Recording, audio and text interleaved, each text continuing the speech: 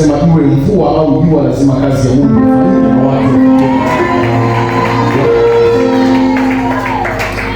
Basi tunaenda moja kwa moja kwenye ujumbe wa maneno ya Mungu, na kama utakuwa unaandika, basi kichwa cha somo kinasema kuyashinda malango ya kuzimu. Amen. Hebu sema kuyashinda malango ya kuzimu. Malango ya kuzimu. Bwana Yesu asifiwe. Amen. Kitu cha kwanza ambacho nataka ukifahamu, mtu wa Mungu ambaye uko hapa, ni kwamba Yesu anarudi. Na agenda ya Yesu kurudi ni kuja kuchukua au kunyakua kanisa lake. Sasa kanisa gani ambalo litafanikiwa kunyakuliwa na Yesu, au ni nani ambaye atafanikiwa kunyakuliwa na Yesu? Yule mtu ambaye ameyashinda malango ya kuzimu. Amen. Biblia inasema duniani mnayo dhiki, lakini jipeni moyo kwa sababu mimi nimeshaushinda ulimwengu.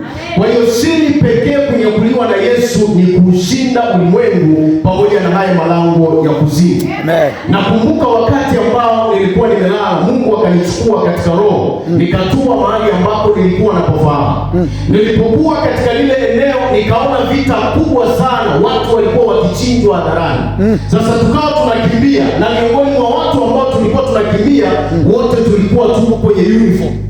Tumevaa sana wote ambao tulikuwa tunakimbia. Watu walikuwa wanachinjwa, watu walikuwa wanauawa. Sasa wakati tunakimbia, mbele kulikuwa na msitu, na kwa mujibu wa yale maono ni kwamba mtu atakayefanikiwa kupenya na kuingia kwenye ule msitu, huyo ameokoka na hiyo vita. Sasa tukawa tunakimbia kundi kubwa sana la watu, na wakati tunakimbia tukafika mahali tukawa ni kama tumesimama. Tulipokuwa tumesimama katika lile eneo, nikashangaa kuna usafiri fulani unakuja, wengi wanauita toyo, zile zinazobeba mizigo, zile bajaji zinazobeba mizigo. Ilipokuja mahali pale, yule bwana aliyekuwa akiendesha akasema, nimetumwa na wale waliokuwa wanaua kule watu kwamba na nini mnatakiwa mrudi kule. Walipokuwa wamezungumza vile, cha ajabu ni kwamba wale watu tuliokuwa tumevaa sare, nikashangaa wengi wanameguka, wanaenda kupanda kwenye ule usafiri, wanarudi alhali wakijua kule walikotoka palikuwa na maangamizi makubwa. Wamekwenda kupanda, wanarudi kule walipotoka. Wakati tunaendelea kushangaa, unakuja tena bajaji nyingine kuja kuchukua watu. Nilipoyaona hayo, nikasema liwalo na liwe, nitapambana niingie kwenye msitu. Ikabidi nianze kuchukua hatua ya kukimbia. Sasa wakati nakimbia kuelekea kwenye ule msitu, nikashangaa ninafuatiliwa na watu wawili ambao wao hawana sare kabisa. Wamevaa tu mavazi ya kawaida, hayafanani na vile tulivyokuwa tumevaa. Nikakimbia pamoja nao, tukafanikiwa kuingia ndani ya ule msitu. Ninapotoka kwenye yale maono, namuuliza Mungu tafsiri yake ni nini? Mungu ananiambia hii ndio maana halisi ya unyakuo. Bwana Yesu asifiwe. Na katika yale maono, watu ambao walifanikiwa kuingia kwenye ule msitu walikuwa ni watatu. Likalijia ile andiko linasema kwamba walioitwa ni wengi kanisani, lakini wateule ni wachache. Sasa mteule ni yule mtu ambaye amekubali kujikana kweli kweli, na akasema iwe katika hali yoyote nitamfuata Yesu. Kama ni kufa nitakufa pamoja naye, kama ni kuhubiri nitahubiri pamoja naye, kama ni kufanya kazi yake nitafanya pamoja naye. Aina hiyo ya watu ndio Bwana ambao anawahitaji ili aweze kunyakua. Nikamuuliza pia Yesu, sasa kwa nini hao watu wawili walikuwa hawana sare? Likaingia neno la Bwana kusema hii ndio tafsiri ya ile andiko linasema kwamba makahaba na walevi watawatangulia kwenye ufalme wa Mungu. Sasa kwa nini watakutangulia? Kuna vitu tunakwenda kuona hapa chini katika hili somo ambalo limebeba siri ya kuyashinda malango ya kuzimu. Ni lazima uyashinde ili uweze kunyakuliwa. Mwambie mwenzako ni lazima uyashinde. Ni lazima uyashinde ili uweze kunyakuliwa. Ili uweze kunyakuliwa. Bwana Yesu asifiwe. Amen. Sasa tuangalie kuzimu ni nini? Kuzimu ni nini? Ziko tafsiri mbili za neno kuzimu.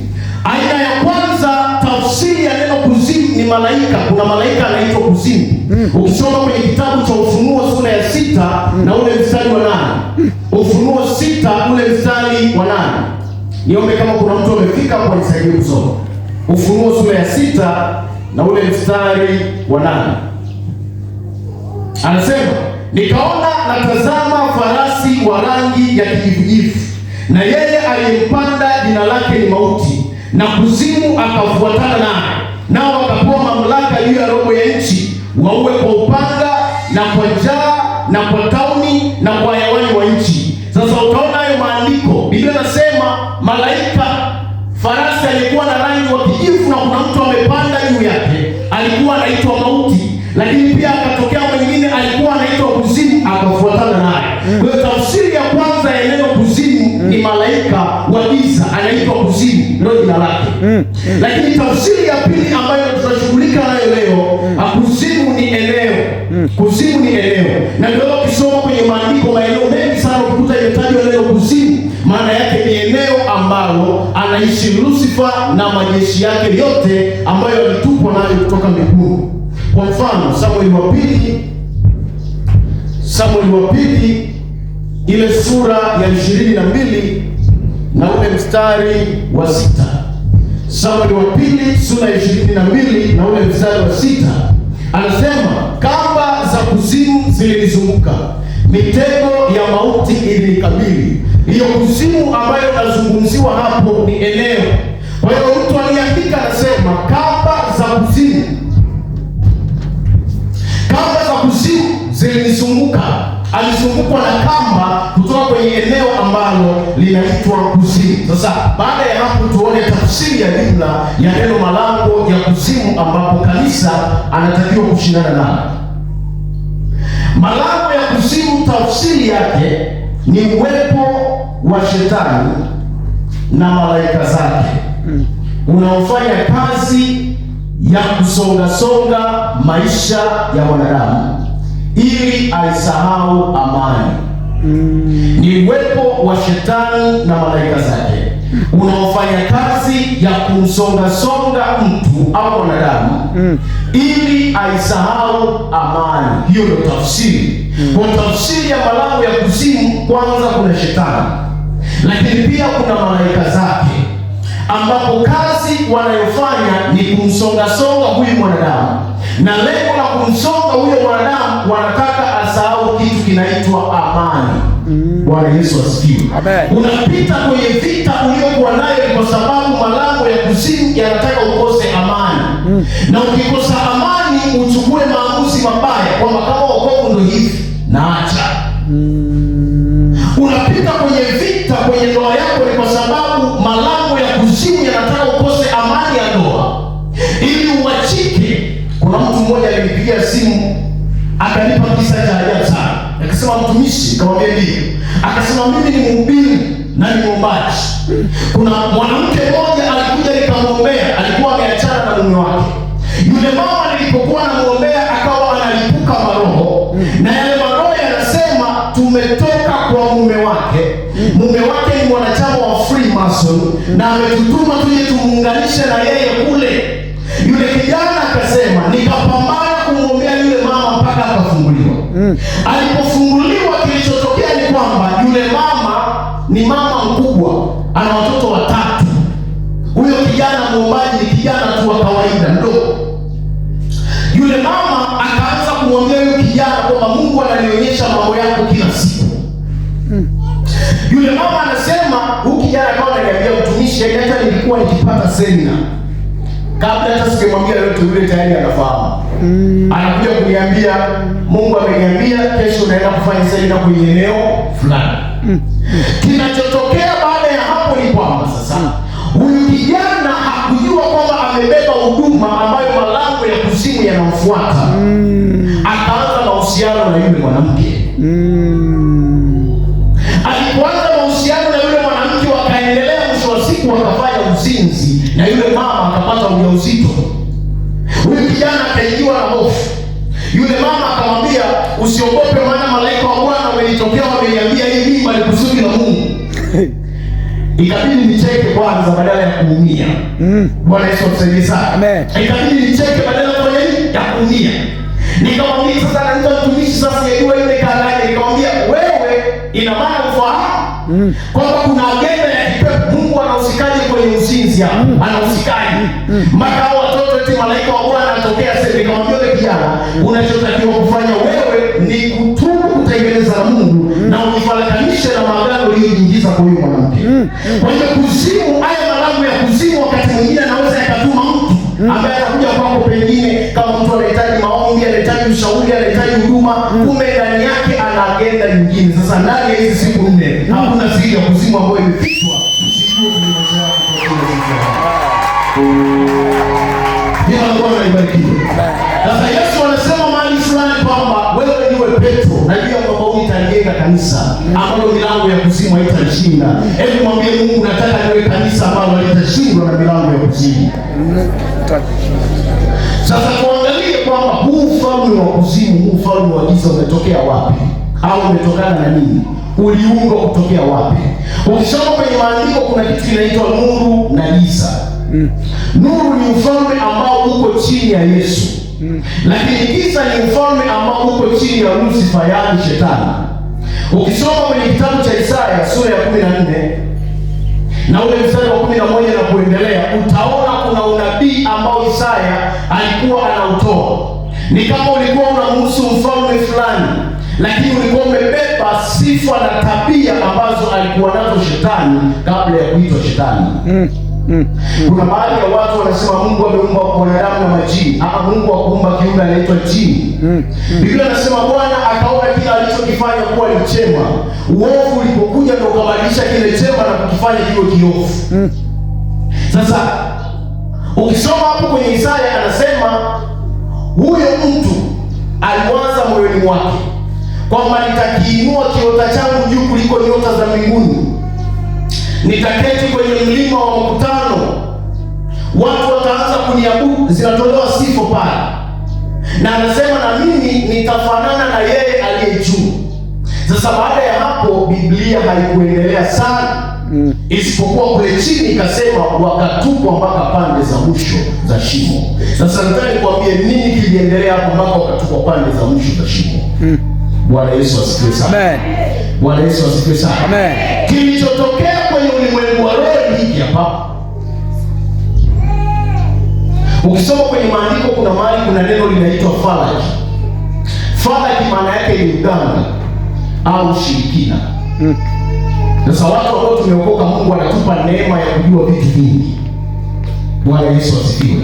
Sasa kwenye elimu ya falaki anasema hivi, huyo Shetani akasema moyoni mwake, nitaigawa enzi ya Mungu huyo asiyekaa kikao na binadamu. Hiyo enzi nitaikata 2/3, nitanifuata mimi, na hivyo nitamshinda huyo Mungu kwa kishindo.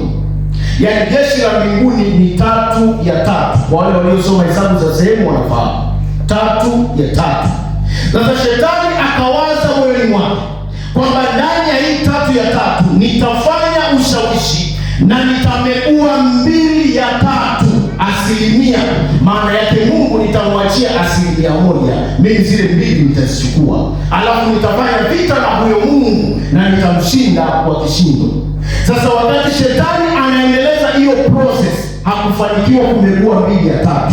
Baada yake ukisoma kwenye kitabu cha Ufunuo anasema akabeba theluthi ya nyota za mbinguni akazikokota kwenye mkia wake. Maana yake akabeba 1/3 badala ya 2/3 kama alivyokuwa amekusudia. Sasa baada ya kufanikiwa kuingiza ushawishi kwa wale malaika na wakakubaliana naye ile theluthi, anaendelea kusema kwamba huyo Lucifer akawajaza wale malaika nguvu zake kwa sababu alikuwa na ukuu. Ukisoma hapo kwenye Isaya, Lucifer ndo alikuwa malaika mkuu na alikuwa na uwezo. Ndani yake kulikuwepo na muziki, kulikuwepo na kinanda, akigeuka kinanda, akigeuka gitaa, akiimba hivi ni muziki unalia ndani yake. Na ndio maana miongoni mwa vitengo vya giza ambavyo vinafanya vizuri kuteka watu ni kitengo cha muziki wa kidunia. Na ndio maana utakuta mtu ameokoka lakini akiwa njiani anaimba nyimbo ya kidunia. Anasema hii inafundisha hii. Pengine anakutana na ugomvi nyumbani kwake kwenye ndoa yake, anaenda barabarani anaimba nyimbo ya kidunia. Bwana Yesu asifiwe sana. Unajua wakati mwingine kuna baadhi ya matatizo yanaondoka kwa kuwa mtii. Unapokuwa mtii, baadhi ya mavurugu na vita zisizo na maana zinaondoka. Mama mmoja alikuwa ameokoka. Sasa siku moja mume wake amerudi nyumbani. Alipokuwa amerudi nyumbani, yule mama akapeleka chakula akaweka mezani, akamkaribisha akaondoka. Yule mwanaume hajaokoka, huyu mama ameokoka. Ikabidi yule mwanaume, sasa mama fulani vipi? Yule mama akaanza kuimba, nifundishe kunyamaza. Unaifahamu ile nyimbo? Sasa anaimba kwamba Mungu nifundishe kunyamaza, nisije nikajibu nikakukosea. Yeye anajiona yuko sahihi, kumbe yeye ana makosa. Kama angelikuwa mtii, ingeepusha hayo mambo mengine. Bwana Yesu asifiwe. Sasa nisiame sana niko kwenye kipengele cha msingi, kwamba baada ya kufanya hivyo akajaza lile jeshi nguvu zake. Alipolijaza nguvu zake, anasema hivi, Mungu asiyekaa kikao na binadamu akapaa juu sana kwenye utukufu wake, na pale chini akamshusha malaika anaitwa Mikaeli. Sasa yule Mikaeli aliposhuka kutoka kwenye enzi ya Mungu kwenda kwenye enzi ya Lucifer, anasema, Biblia anasema yule Lucifer akatupwa kutoka mbinguni mpaka pande za mwisho za shimo, na baada ya hapo ndipo Mungu akatuma jina jipya, kwamba kuanzia hiyo siku hataitwa Lucifer tena, badala yake ataitwa Shetani. Lile neno Lucifer lilikuwa na maana nzuri, japokuwa usithubutu kumpa mtoto wako hilo jina. Lilikuwa na maana kwamba nyota ya alfajiri, mwana wa asubuhi, aupendezaye moyo wa Mungu. Lakini baada ya kuasi, jina linabadilika na Mungu akafuta makao ya wale malaika wote ambao walikuwa wameasi kule mbinguni. Na ndicho kinachotokea kwa mtu ambaye aliokoka na akaasi njia za Mungu. Bwana Yesu atusaidie sana. Bwana Yesu atusaidie sana. Sasa kilichotokea ni hiki hapa. Baada ya huyo Lucifer kushuka chini, tena Biblia kwenye Isaya inasema, Isaya ile sura ya 14 mstari wa 15 anasema, mpaka pande za mwisho kabisa za shimo.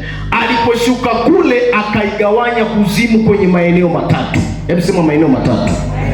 Hapo nisikilize makini, itakusaidia. Eneo la kwanza ambapo ndipo kule aliposhuka, na ndo makao makuu ya kuzimu, kule chini akaweka enzi yake, ambapo pale alipoweka enzi kuna malaika wana kifungo cha ulinzi wa enzi, hawawezi kutoka. Yaani walipotupwa automatically Mungu aliwafunga, hawawezi kutoka. Wale malaika wanaitwa Apolioni, ukisoma kwenye kitabu cha Ufunuo, au Abadoni. Wale malaika ambao wapo kwenye sehemu kuu ya kuzimu hawawezi kutoka, lakini kelele zao na laana zao wanazolaani dunia ndio inasababisha milipuko mikubwa ya moto, milipuko ya volkano pamoja na tsunami. Wapo chini, ni malaika wadogo sana kwenye enzi ya Lucifer. Wako chini, wamefungwa, wana hasira. Wakifunguliwa, nenda kasome sifa zake kwenye kitabu cha Ufunuo, na watafunguliwa, lakini ni baada ya kanisa kuondolewa ndio watafunguliwa. Wale wakija wana uwezo wa kutumia sekunde chache wakaifuta hii dunia kabisa isiwepo. Wanaitwa Apolioni au Abadoni. Wamefungwa na mnyororo wa adhabu, hawawezi kutoka. Wapo kule chini kabisa, wameizunguka enzi ya Lucifer.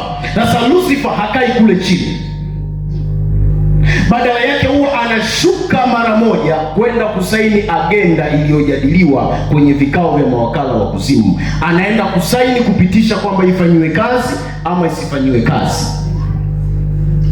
Alipotoka ile sehemu ya kwanza, akapanda sehemu ya pili.